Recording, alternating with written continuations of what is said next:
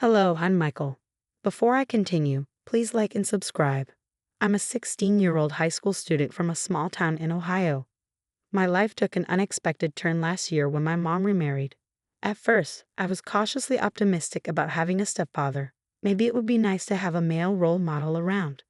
But I was wrong. My new stepfather, Richard, seemed okay initially. He'd take us out for ice cream and ask about my day at school. But it didn't take long for things to change. I started noticing how he'd subtly criticize me to my mom when he thought I couldn't hear. He'd say things like, "Don't you think Michael's been spending too much time with his friends? Maybe we should limit his social activities." One day, I overheard him talking to my mom in the kitchen. "I'm just worried about Michael's grades. Maybe we should consider some stricter rules about his study habits." The thing is, my grades were fine. I was a solid B student, but Richard made it sound like I was failing everything. I tried to talk to my mom about it, but she just brushed it off. "Richard's just trying to help, sweetie. He cares about your future." Things got worse when Richard offered me a part-time job at his company. I was excited at first. It seemed like a great opportunity to earn some money and gain work experience. Plus, I thought it might help us bond. For the first few weeks, everything seemed fine. I was filing paperwork and answering phones, nothing too exciting. But it was a job. Then one day, Richard called me into his office. "Michael, we need to talk about your performance," he said, his face serious. I was confused. Is something wrong? I thought I was doing okay. Richard shook his head. "I'm afraid not. There have been some serious issues with your work. I'm going to have to let you go." I was stunned. "What issues?" No one said anything to me about problems with my work. "Well, that's part of the problem, isn't it?" Richard said, his voice dripping with condescension. "You haven't been paying attention. I'm sorry, but I can't keep you on if you're not going to take this seriously." I left his office in a daze. I knew he was lying. I had been doing my job just fine. But now I had no way to prove it, and no job. When I got home, I found my mom in the kitchen. "Mom, Richard fired me today," I said, trying to keep my voice steady.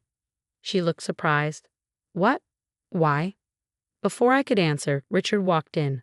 "Oh, honey, I'm sorry you had to hear about it like this," he said, putting his arm around my mom. "I was hoping to talk to you first. Michael's just not cut out for office work. I think it's better if he focuses on his studies for now." I couldn't believe it. He was spinning the story, making it sound like he was doing me a favor. And the worst part? My mom was nodding along, buying every word. As I watched them standing there, I realized something had changed. It wasn't just about losing a job. Richard had found a way to drive a wedge between me and my mom, and I had no idea how to fix it. After getting fired from Richard's company, I knew I had to take control of my own future. I couldn't rely on my mom or Richard for support anymore. So I threw myself into my studies and started looking for any job I could find. I picked up shifts at the local diner, mowed lawns, and even started tutoring younger kids in math. It wasn't glamorous, but every dollar I earned felt like a small victory against Richard's attempts to keep me down.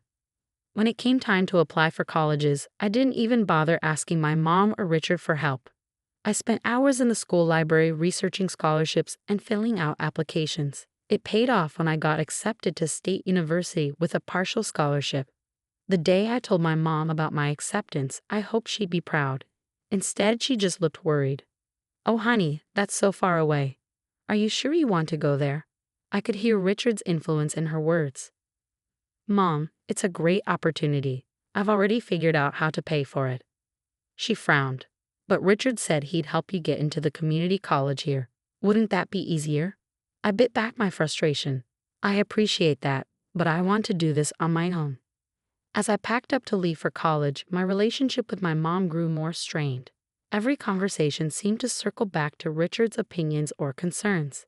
It hurt, but I knew I had to focus on my future. College was tough. I was working 2 part-time jobs while carrying a full course load.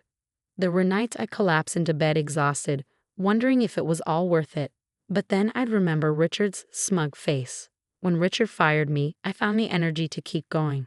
I didn't go home much during those 4 years. Each visit felt more awkward than the last. My mom would try to bridge the gap, but Richard was always there, a constant reminder of why I had left. Finally, graduation day arrived. As I put on my cap and gown, I felt a surge of pride. I had done this on my own, despite everything. I scanned the crowd, hoping to see my mom's face. That's when I spotted them, my mom looking uncomfortable and Richard wearing a self-satisfied smirk. After the ceremony, they approached me. "Congratulations, son," Richard said loudly, clapping me on the back. "I always knew you had it in you." I tensed at his touch. "Thanks," I said stiffly. "You know," Richard continued, his voice carrying to those around us, "I think it's time we discuss reimbursement for your tuition. After all, your mother and I have made quite the investment in your future." I stared at him stunned. "What are you talking about? I paid for this myself." Richard laughed as if I had told a joke. Now, let's not be ungrateful. We all know how expensive college is these days." I could see my classmates and their families watching us, confusion and sympathy on their faces. My mom looked mortified. In that moment, I wanted nothing more than to expose Richard for the fraud he was. But I held my tongue. This wasn't the time or place. Instead, I turned to my mom. "Thanks for coming," I said, giving her a quick hug before walking away. As I joined my friends for photos, my mind was already racing. Richard had shown his true colors in front of everyone. Now it was time to plan my next move. I wasn't going to let him get away with this. The day after graduation, I started my investigation. I reached out to former coworkers from Richard's company, people I'd barely known during my brief time there. To my surprise, many were eager to talk. "I couldn't believe it when I heard how he treated you," said Sarah, who'd been the receptionist. "But then again, after what happened to me, maybe I shouldn't be surprised." I leaned forward. "What do you mean? What happened?" Sarah's story was eerily similar to mine. Richard had fired her after she questioned some strange entries in the company's financial records. "He said I was being nosy, and it wasn't my place to ask questions," she explained. As I talked to more ex-employees, a pattern emerged. Richard had a habit of getting rid of anyone who showed too much interest in the company's finances. It was time to dig deeper. I set up a meeting with a lawyer, explaining everything I knew so far. "Look," I said, "I know it's not much to go on, but there's got to be something we can do, right?" The lawyer, a no-nonsense woman named Ms. Chen, listened carefully. "Actually," she said when I finished, "there might be. If we can get access to the company's financial records, we might be able to prove fraudulent activity." "But how?" I asked. "Richard's not just going to hand them over." Ms. Chen smiled. "No, but remember, your mother is his wife. Depending on how he structured the business, she might have legal rights to that information." It was a long shot, but it was something. Over the next few months, I worked tirelessly, gathering statements from former employees and piecing together a timeline of Richard's suspicious activities. One breakthrough came when I reconnected with Tom, the company's former accountant. "I always knew something was off," he confided. "But Richard had a way of making you doubt yourself. When I raised concerns, he'd laugh it off, tell me I was overthinking things." Tom had kept copies of some financial documents just in case. As we pored over them together, the extent of Richard's embezzlement became clear. He'd been siphonning off company funds for years, disguising it as business expenses. Armed with this evidence, I met with Ms. Chen again. "This is good," she said, reviewing the documents. "Really good. I think we have enough to file a lawsuit." I hesitated. "A lawsuit? Is that really necessary?" Ms. Chen looked at me seriously. "Michael, what Richard's done isn't just unethical. It's illegal. He's stolen money, manipulated people, and created a hostile work environment. He needs to be held accountable." I thought about all the people Richard had hurt, about how he'd driven a wedge between me and my mom. I nodded. "Okay, let's do it." As we prepared the lawsuit, I braced myself for the storm that was coming. This wasn't just about me anymore. It was about justice for everyone Richard had wronged. The day we filed the lawsuit, everything changed. Suddenly, Richard's carefully constructed world began to crumble. At first, he tried to brush it off. "It's just a disgruntled ex-employee trying to cause trouble," he told the local paper. As more details emerged, Richard's bravado faded. Former employees stepped forward, sharing their stories, and the media latched onto the case, painting Richard as a small-town tyrant who had abused his power. Each new revelation seemed to dig him deeper into a hole. I watched it all unfold from a distance, feeling a mix of satisfaction and sadness. I hadn't wanted it to come to this, but Richard had left me no choice. The courtroom became my second home as the case dragged on. Richard's lawyers tried every trick in the book to discredit me and the other witnesses, but the evidence was too strong. Finally, after months of legal battles, the judge made her ruling. "The court finds in favor of the plaintiff," she announced. "Mr. Richard Thompson is hereby ordered to pay restitution to all affected parties and face criminal charges for embezzlement and fraud." As the courtroom erupted in cheers, I sat there stunned. We'd won. Richard was going to face consequences for his actions. Outside the courthouse, reporters swarmed around me. "How does it feel to have exposed your stepfather's crimes?" one asked. I took a deep breath.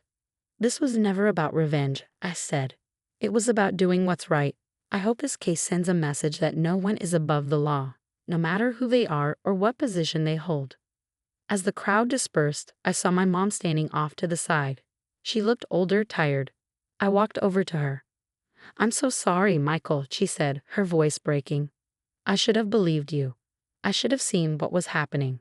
I hugged her tightly. "It's okay, Mom. It's over now." In the weeks that followed, I found myself thinking about all the other kids out there who might be in similar situations. That's when the idea hit me. I used some of the settlement money to start a nonprofit organization. We provide legal aid and support to teenagers dealing with difficult family situations.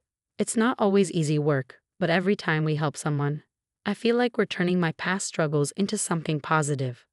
As for Richard, last I heard, he was serving time in a minimum security prison. Sometimes I think about visiting him, but I'm not sure I'm ready for that yet. What I am ready for is the future.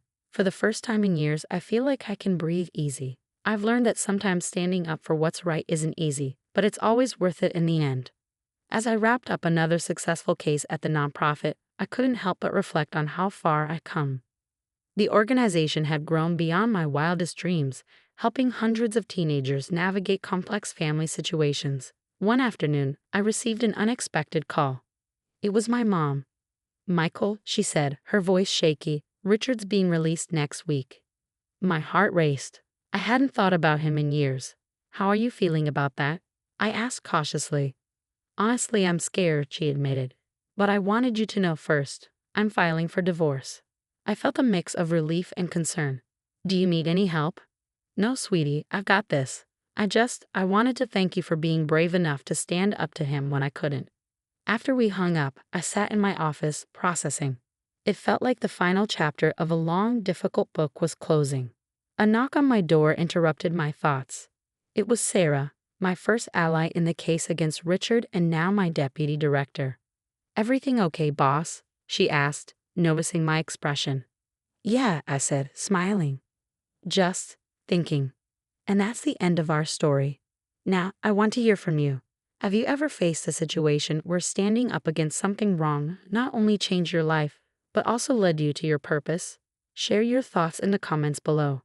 If you found this story moving and want to see more, don't forget to hit that like button and subscribe to our channel. Your support helps us bring more stories like this to light. This approach connects the story's theme to the viewer's personal experiences, encouraging deep, meaningful interactions while smoothly integrating a call to action.